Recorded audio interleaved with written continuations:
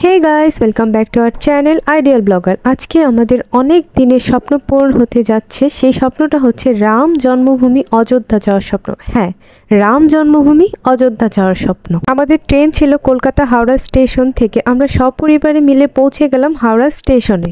স্টেশনে পৌঁছে আমরা আমাদের ডিনারটা কমপ্লিট করে নিই। ডিনারে আমরা দোসা আর ইডলি নিই। যেহেতু আমাদের জার্নিটা খুব লং ছিল, তাই আমরা ডিনারটা লাইট রাখি। ডিনার শেষ করতে না করতে আমাদের ট্রেন চলে আসলো। আমরাও ট্রেনে উঠে পড়লাম। আমাদের ট্রেন রাতে হয়, বাইরে তেমন কিছু দেখা গেল না, কিন্তু পরদিন সকালবেলা আমরা চারপাশে প্রাকৃতিক সৌন্দর্য উপভোগ করতে করতে পৌঁছে গেলাম রাম জন্মভূমি অযোধ্যা। আর অযোধ্যা স্টেশনের সৌন্দর্য ছিল অপরূপ।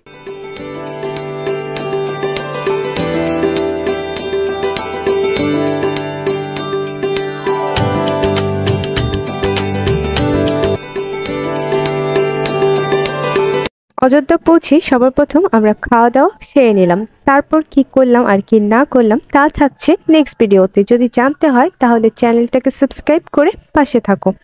नगरी है अयोध्या की सरजू का के नाम।